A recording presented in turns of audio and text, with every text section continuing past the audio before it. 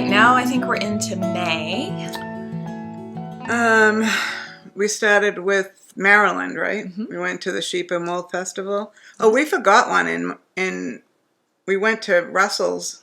Oh, we did. That was March? beginning of March or end of February. We went to the Farm Fiber Days with Millie. Yeah, that was fun. It was fun. And then now and then in it was May, your first time at Maryland Sheep and Wool. Yeah, that was nice. I liked it there. It was nice. The weather was nice. We were with who else was there? Ryan. Nikki. We met. Well, the two other Beverly girls came to visit, but she didn't stay with us. Karen came in and she stayed with us for the weekend. Oh, and Maggie stayed with us as well. And then my cousin Christian. Was Maggie there the whole time?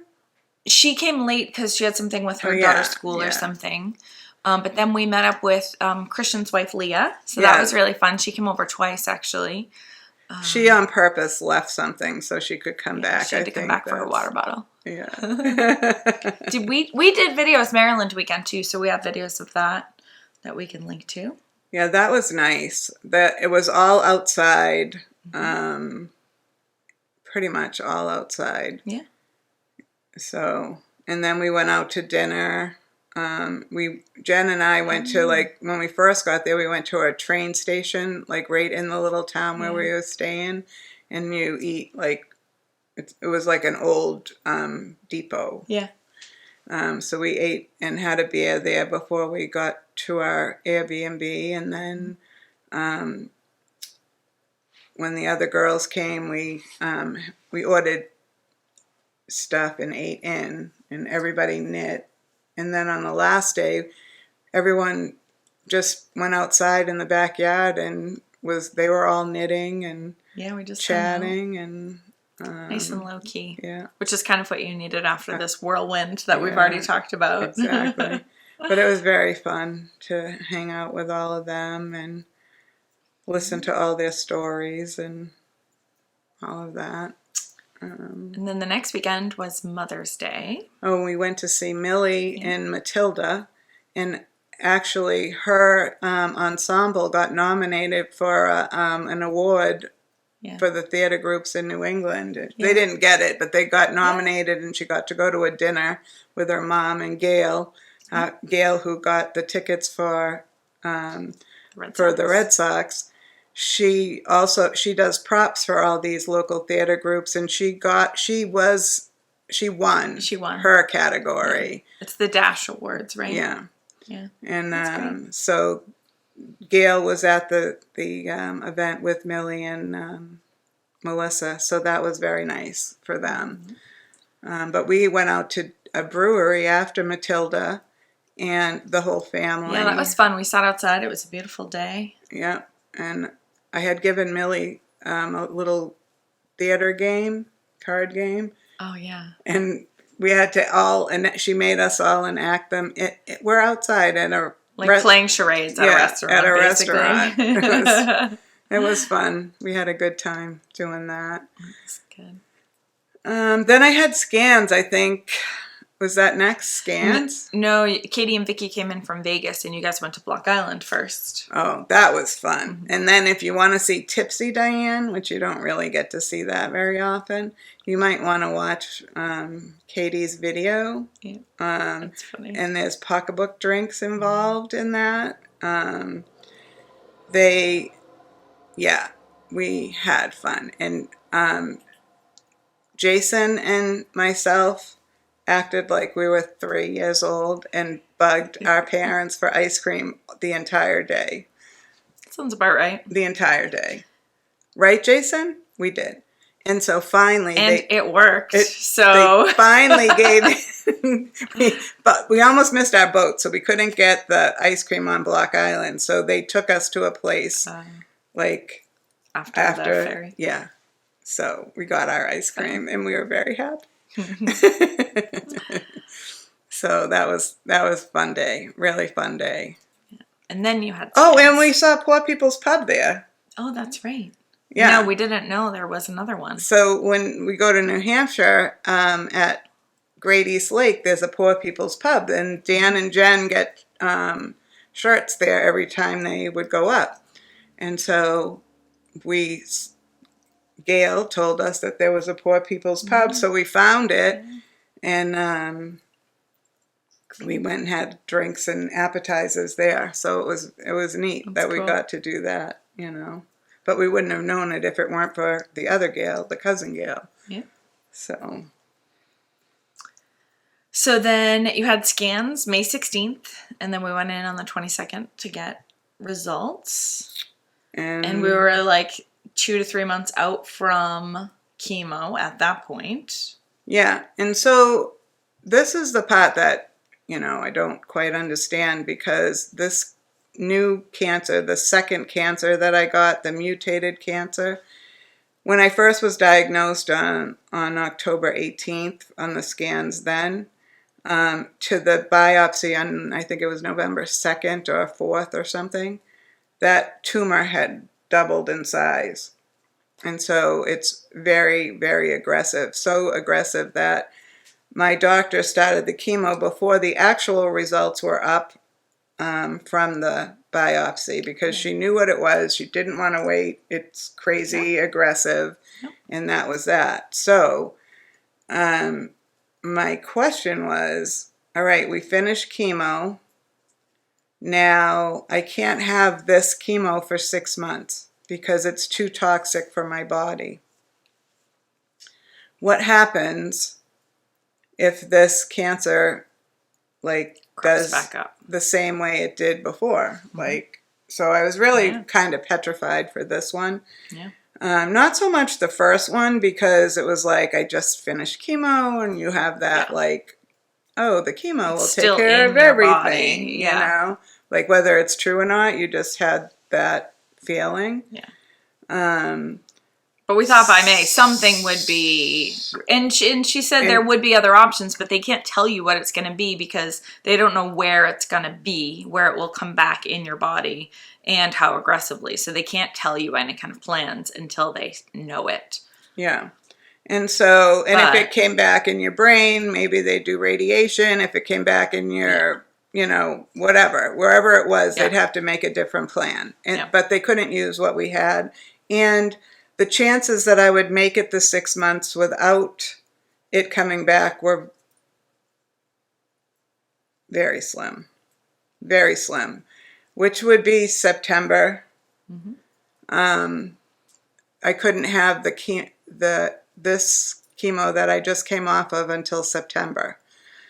And didn't seem like there was much chance that was going to happen. So I get the scans. There's no growth. And so we're like, what does that mean?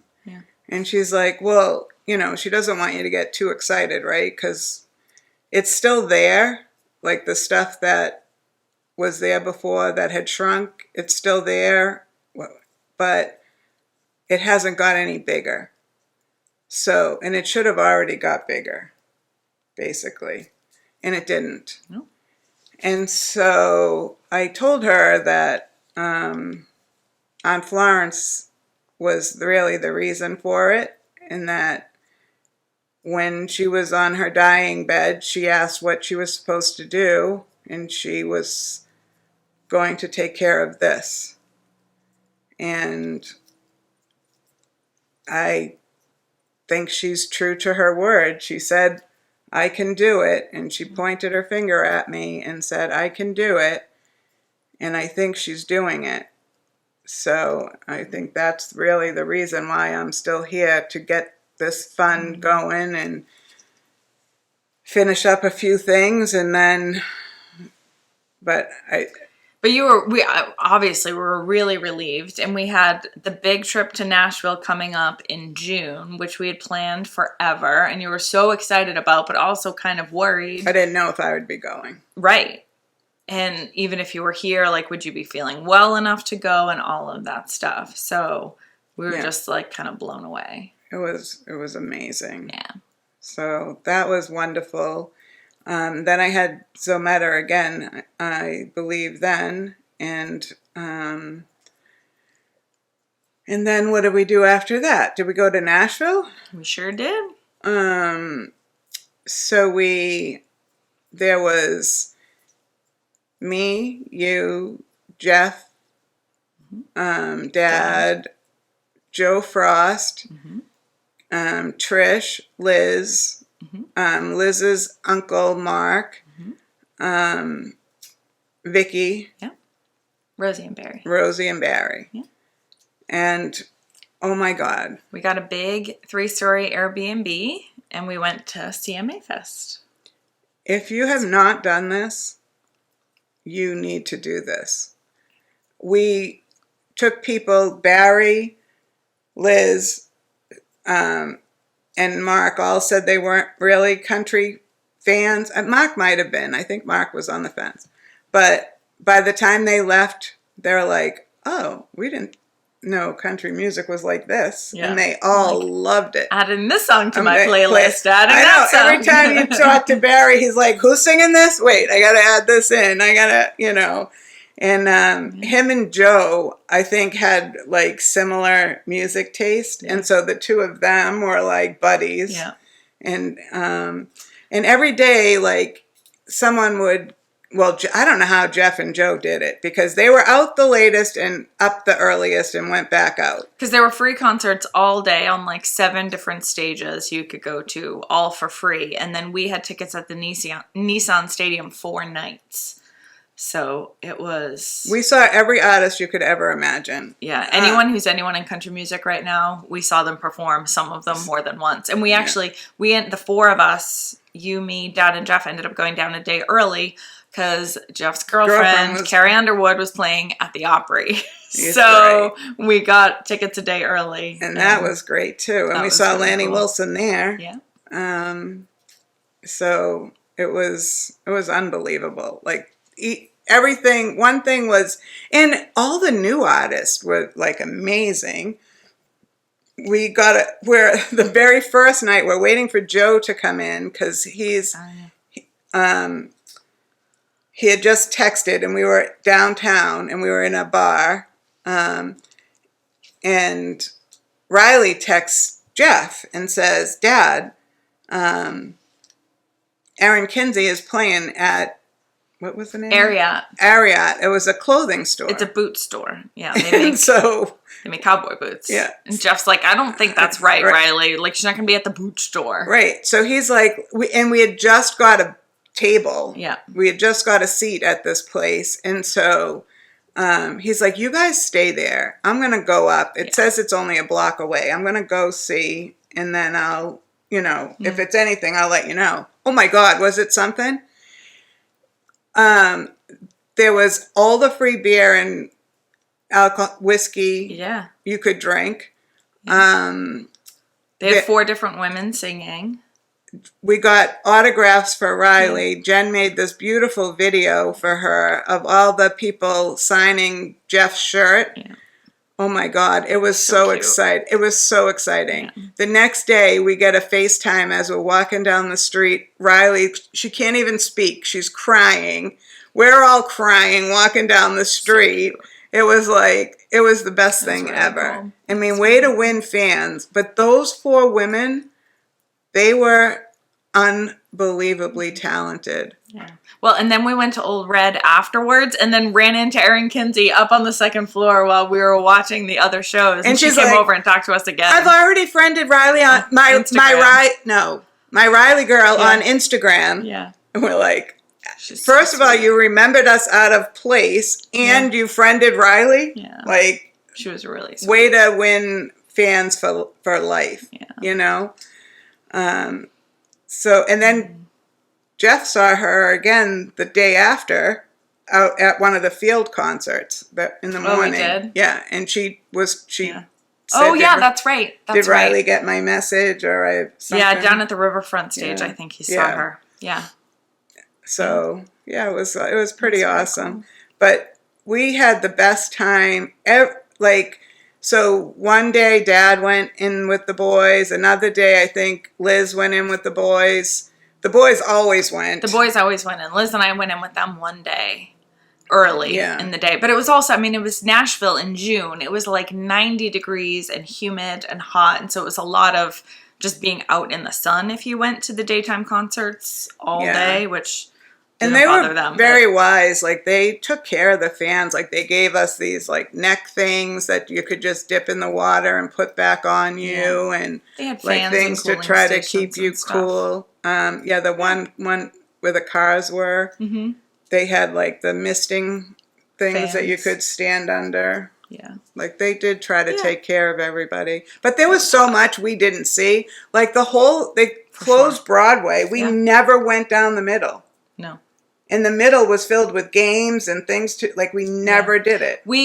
Liz and I did it with Jeff and Joe just a little bit on the day we went in early. But yeah, there was so much to see. And I mean, you literally can't do it all because there's so many things happening all at once. But yeah. And it was a lot of walking. So for me, it was still, my leg was still not like back to. But we walked easily 5 to 6 miles a day, and you did fantastic. So we had to, the worst of it was we had to go up this bridge and down the other side, and then you have to go over the river from downtown Nashville to get to the stadium every night. And it was like, because my lung capacity is not the greatest, going up to the top of the bridge, by the time I got up to the top, but always someone would like hang back with me. Joe Frost, I have to say, was the most amazing caregiver of the week. I think he gave you guys the break that you needed because you're always the caregivers. But he would always and so wouldn't Barry. Because one night, I don't know how we ended up, remember we went through this parking lot and it was straight up on the way home, which we had never gone that way before. Yeah. And the lady was saying, "Are you okay? Yeah. Are you okay? Are you okay?" And I'm like, am I dying right now? What's happening? And so finally I look, and Barry's with me, and I look, I go, "I have cancer." She's like, "I know, I'm a nurse." And she's like, she was just worried about me, because I was sweating and probably struggling to get up the thing, and it was 1 a.m, and so so Barry was a little mad at Dad for not waiting, because he never waits. He just walks 90 miles an hour, and just he gets mad when I say that, but it's really true. Yeah. But there was always somebody with you. Everyone just kind of took turns, and no one left anybody alone. Everybody had a buddy informally. So it was great though. So those were the challenging things there. And then the last night you found a way out that didn't involve the bridge.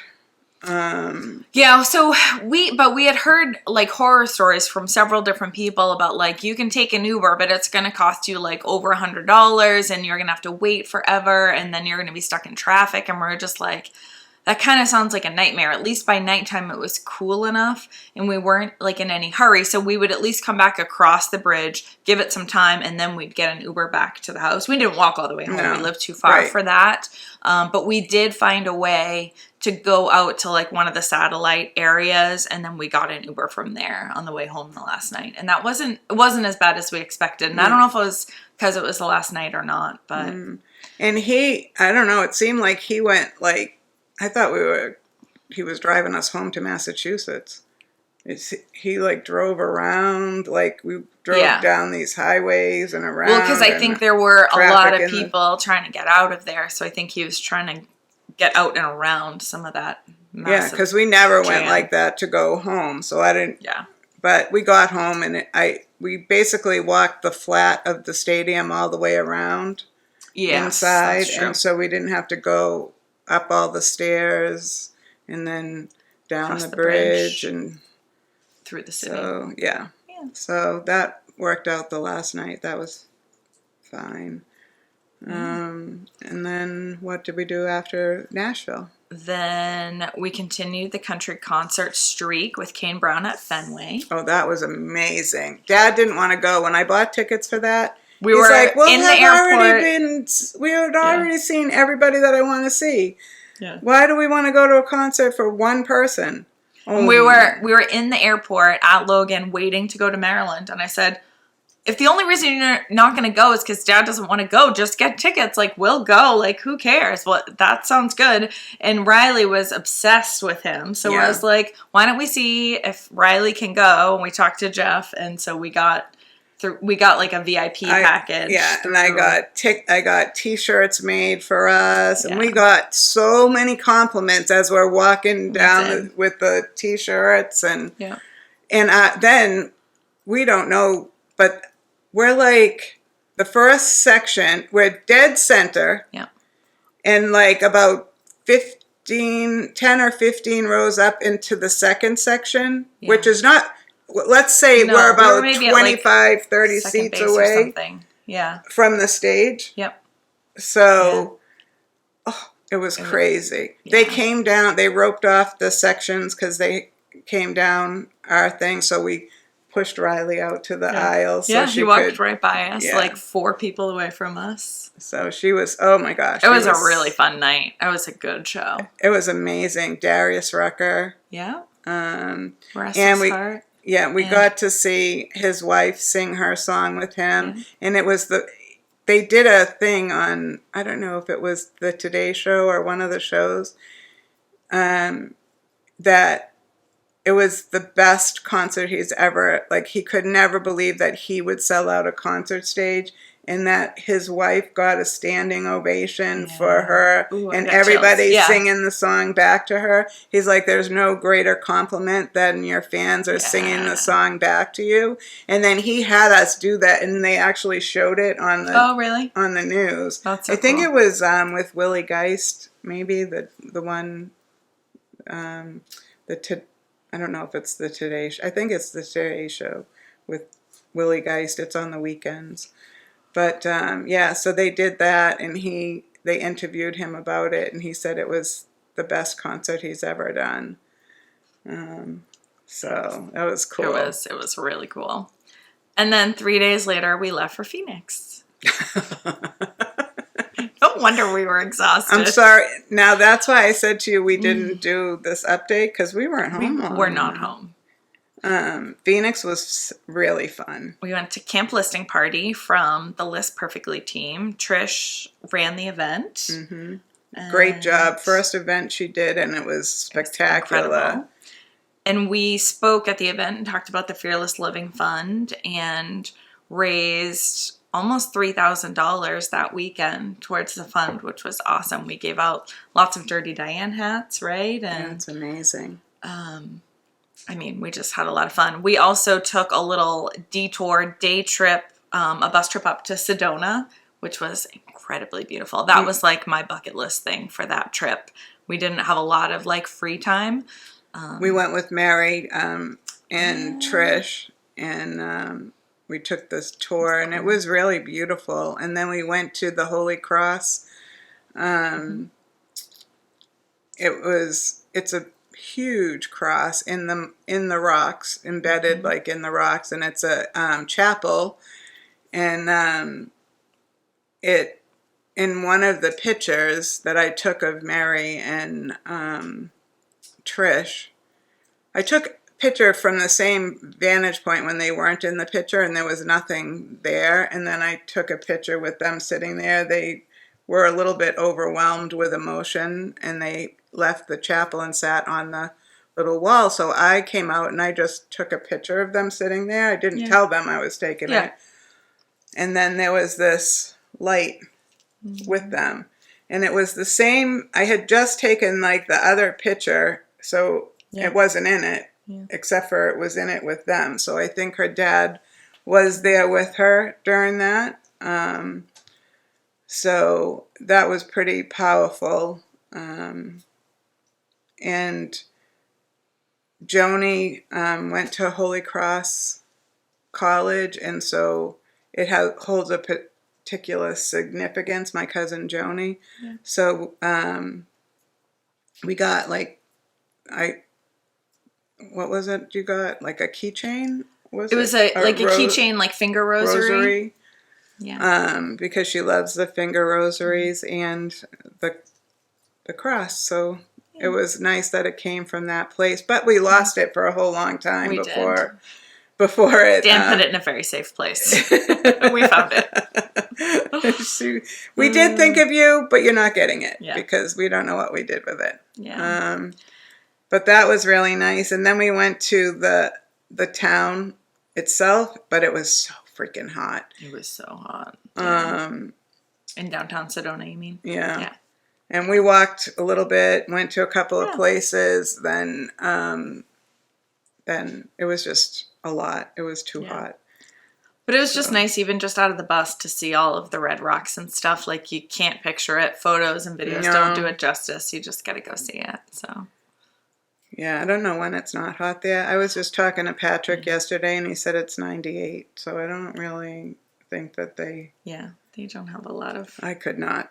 Tolerable weather. I just could not. We did go to Patrick and Simon's house, though, while we were out there, right? That was really nice. We went out to dinner with them and then back to their house. And Casey came with us. Oh, yeah, that's right. Yeah. We did that. It was a good trip. That was the pasta factory or something? Yeah. No, what was it called? But you could order, like, meat. Everything was in a meatball. So, like, you could get chicken parm, but it was in a meatball. Yeah. Meatball factory? No, I don't even know. No, I don't know what it was called, but it was really good. I got eggplant, but it was incredible. Yeah. Yeah, that was fun. That was a nice night. Had you been to Arizona before that? No. Never. Cool. So now we're into July, and Gail and Megan came up from Florida for a visit, and they brought their bucket list with a twist thing to your house and did a whole class on how to do resin art. That was so much fun. Yeah. We had a blast. We went to IKEA and bought, like, cutting boards and cheese trays and Lazy Susans and things that you could cover with resin, and some trays that you could put them on so they didn't get the resin everywhere. And then they had aprons made up for us. I think you posted pictures of that. Yeah. Yep. So... And what did they say on the aprons? I think it's a bucket list with a twist. The twist, yeah. Yeah. And she had, mine and hers were one color gold, and then Jen and Megan's were silver and the rest were white or something. She had them all made for us, which was incredible. So we spent, like, the first few days, like, getting all the things and getting the garage set up and... who came? Chrissy. So for the first class we had Chrissy, Will, Ayla, Dan, you. Not me. Well, you didn't do something. You did the next day. Yeah. After. Right, but I didn't actually participate that first day. But I think Susan was there. Oh my God, Susan loved it. She was like the scraper. Like she was the quality control. Like she checked everything. Joni, Gail, Megan, me. I think that was it. That might have been it. Yeah. Terry came, but she didn't do anything. Yeah. By the time I got there, everybody was in the pool, letting their stuff dry. Cure. Yeah. But everybody made beautiful things. Different, each person's was different. And then Jen came and did hers the next day or that day later in the day. So we all had a project. Then we redid the class again in September. Gail came back. Yep. And we had... Oh, Trish and Liz did it too. Sorry, I'm seeing Dad did write the notes here. Yeah. Yeah. That's right. Oh, Liz made her tray with the really dice for her game. Yeah. And Trish made a tray for her mom for the bathroom. Yeah, that was right. It was good because we were like staggered too, because Trish worked during the day and then she came later, and so you can only do so many at once. Yeah. Especially when you're trying to teach them. Yeah. And so then the next time Susan's girls came, although Trish and I left because we went to a Posh Fest, but everyone else did the class. You came late to that one, but that was just now. Yeah. And then July 20th, I had scans again. Yeah. And then, no, the results were July 20th. And I had Zometer again.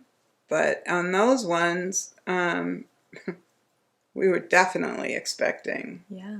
Because now we're 4 months out. And like, if you can remember, originally I was told I wouldn't make it till Christmas, this Christmas coming, which is daunting to think about. So now we're 4 months out, and I'm like, sure, something's going on, right? It has to. Yeah.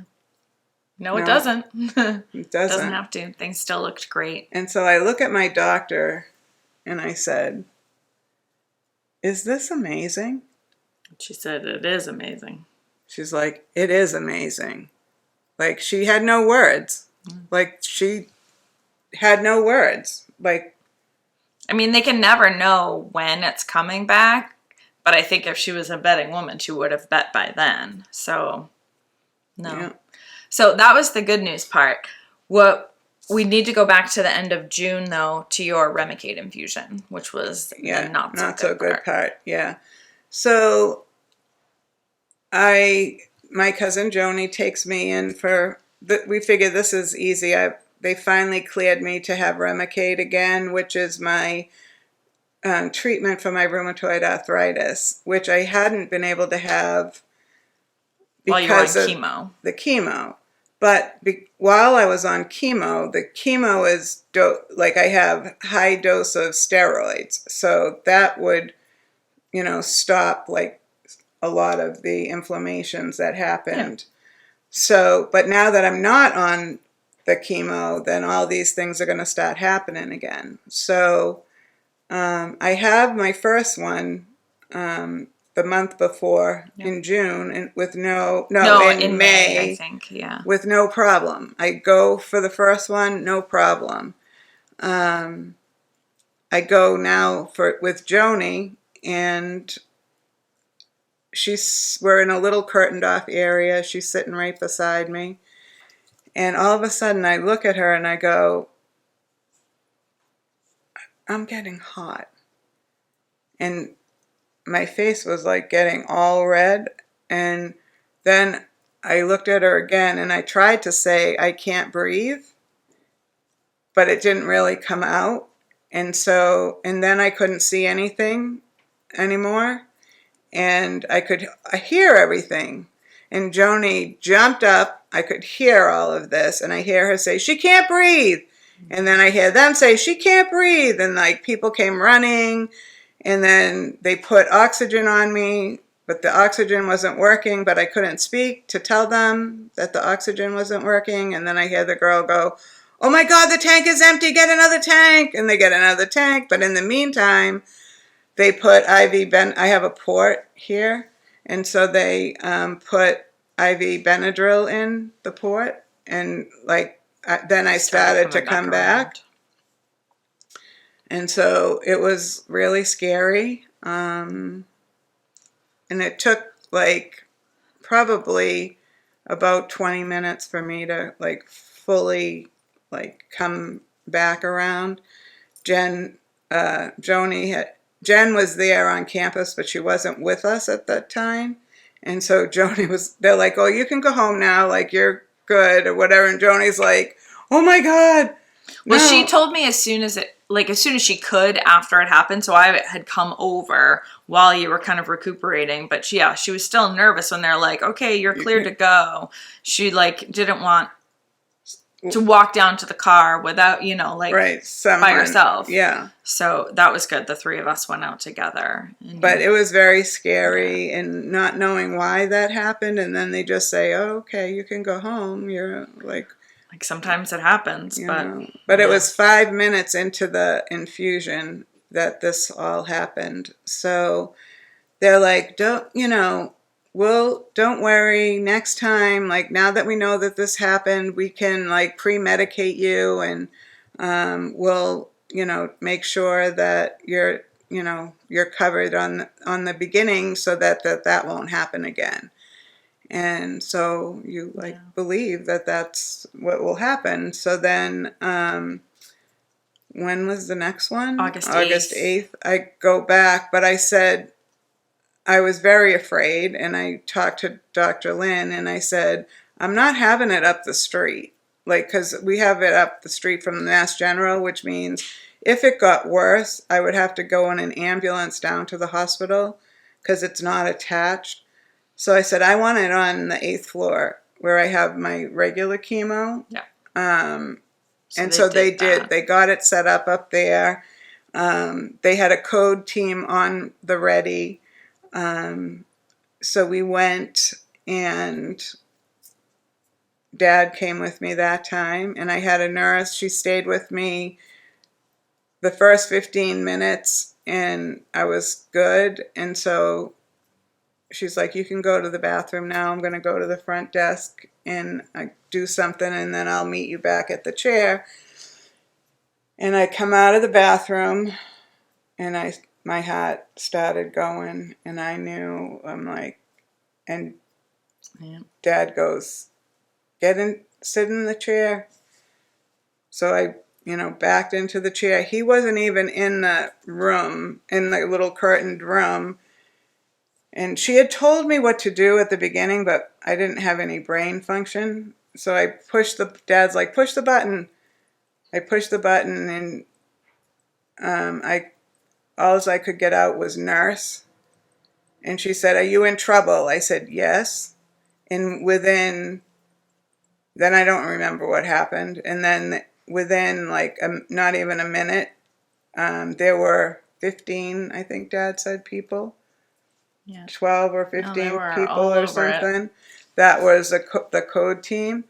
And they all had their, when I finally, I don't know when I came to from that one, but when I finally came to, I could see this person was doing one thing, and this person was doing something else, and this person was doing something else, and there was someone on the phone out there with my doctor, and they were relaying the information back to this person who gave it to the lead person in the room that was standing in front of me, and it was like a mess. But the problem with this one was that, so this one took longer for me to come back, and the other problem was I had 20 minutes of it already in me.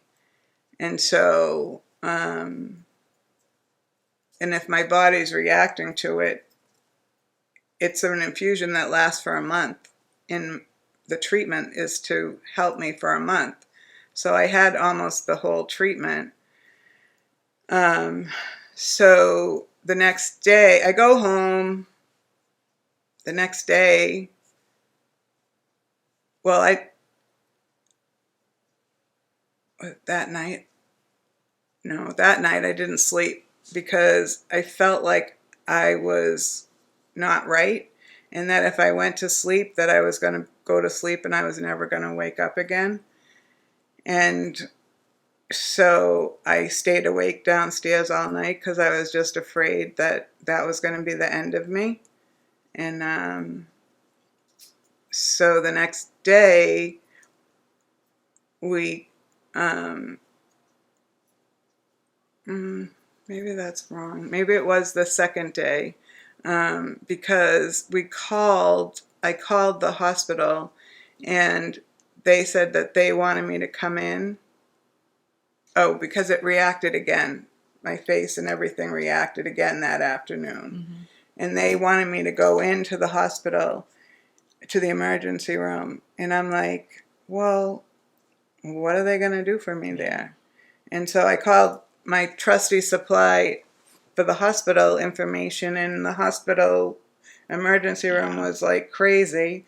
And I probably wouldn't have got seen till the next morning, and I would have been in a hallway all night. So I called back the doctor, and I said, I'm sorry, I don't mean to be disrespectful, but I'm not coming. Yeah. And he's like, well, I really can't advise that that's a good decision, but it's yours to make. And so I said, listen, I will get in an ambulance if something happens with my breathing, believe me. Yeah. And so Jen picked up Riley for some reason, and Riley came down, and she walks in and she goes, Riley to the rescue! I have an EpiPen, Grammy, and I'm staying. Yeah, that's right. Yeah, we're like, oh, you'll be good. Just stab her with that if things go south. Yeah. But you were, thankfully, from there, it did get better. Yeah. So then the next day, my doctor called me, and she said that, unfortunately, we have to take high doses of prednisone for the month. It was really like a month and a half. Yeah. So I had to start with like 60 milligrams and then do for 3 days and then 50 and all the way down. And take an antihistamine, but they found out that the Benadryl is what made my heart go hyper. Yeah. And so I had to take Zyrtec instead, and keep taking that for the whole month with the prednisone. And there were a few times when it did react higher. I was sick really for the whole month of July into August. And basically through to almost September, I still was not feeling well at all. So those are the things that we didn't tell you about. I'm very grateful to be here. Joni, I scared the life out of her. Yeah. I'm sure I scared the life out of Dad too. Scared me, although I don't remember. The weird part so in the first incident, Joni said my face, it went red all the way up, and then my eyes turned red. Yeah. And I wonder if that's why I couldn't see. Yeah, I don't know.